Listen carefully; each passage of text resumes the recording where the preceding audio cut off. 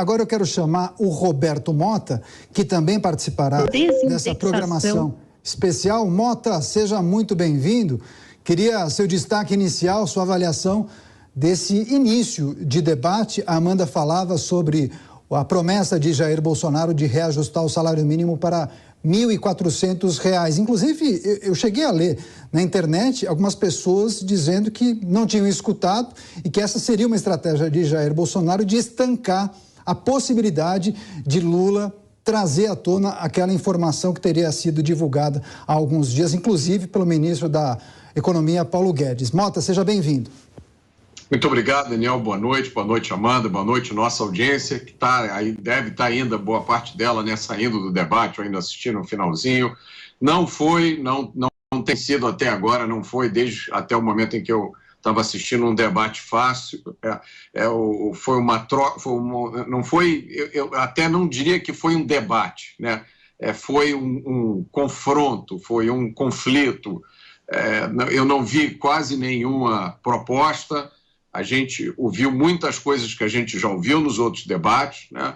Uma troca das mesmas acusações, com as mesmas falhas em responder algumas dessas acusações que a gente viu nos outros debates, né? Por exemplo, o candidato do PT não respondeu nenhuma das vezes em que ele recebeu acusações, né, de corrupção, de coisas erradas no seu governo, como ele também não tinha respondido nos outros debates, né? Até os seus apoiadores reconhecem que essa é uma dificuldade que ele tem.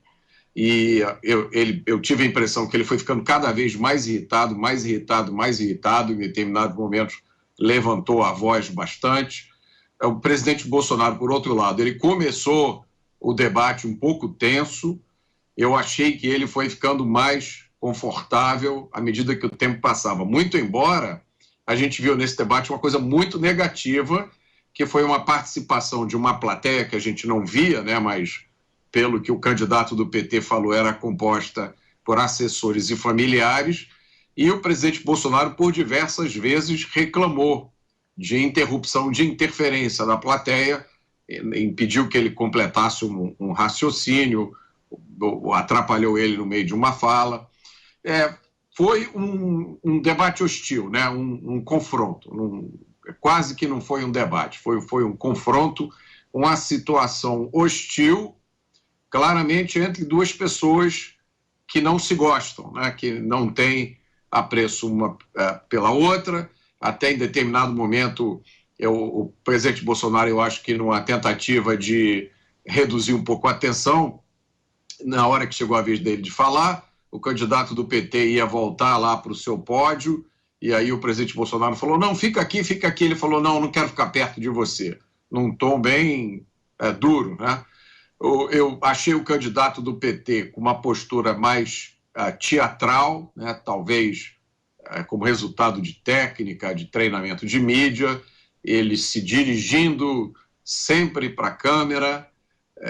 Muitas vezes, quando ele era feita uma pergunta, em vez de ele responder ao presidente, ele andava para perto da câmera e falava com a câmera, e muitas vezes ele começava a resposta dizendo, eu queria dizer ao povo brasileiro, tá? Ignorando a pessoa que tinha feito a pergunta a ele, que era o presidente Bolsonaro. Senti o candidato do PT num tom muito mais radical. Ele, em diversos momentos, disse coisas, né, que tinham implícitas um tom de ameaça ou promessa de alguma ação, né? Eu tive a impressão que ele abandonou a tentativa de ter um tom mais amigável e resolveu adotar por assim dizer, um tudo ou nada, né? E achei interessante, relevante e muito importante a pergunta que o presidente fez logo no início, porque eu ouvi de várias pessoas, me relataram nos últimos dias, que tinham ouvido uma propaganda no rádio que dizia que o presidente Bolsonaro ia acabar com o 13º, ia fazer uma série de coisas que não só, como o presidente falou, são absurdas, porque o presidente não teria, nem que ele quisesse o poder de fazer, mas também ele nunca fez, né? Nunca disse que ia fazer. E aí o presidente começou o debate perguntando isso e convidando o candidato do PT a se posicionar.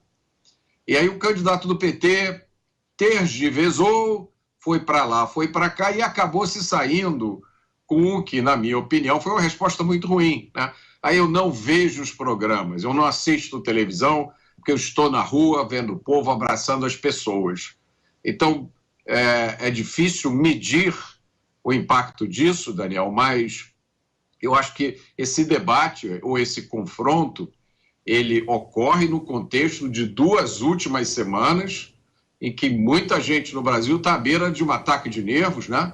De um ataque cardíaco, de um derrame cerebral, porque a gente está vivendo com a sensação de uma catástrofe anunciada, uma grande tempestade se aproximando, e eu não vou ser muito específico aqui, por razões que todo mundo sabe, mas alguns atores institucionais que deveriam estar atuando neste momento, como bombeiros, né, para ajudar a baixar o ânimo e transmitir para a gente a impressão de que se trata de uma disputa justa e equilibrada, não estão cumprindo esse papel. Então, chega um momento em que até os analistas, até as pessoas que têm familiaridade com política, perdem as referências. A gente fica sem saber muito o que está acontecendo.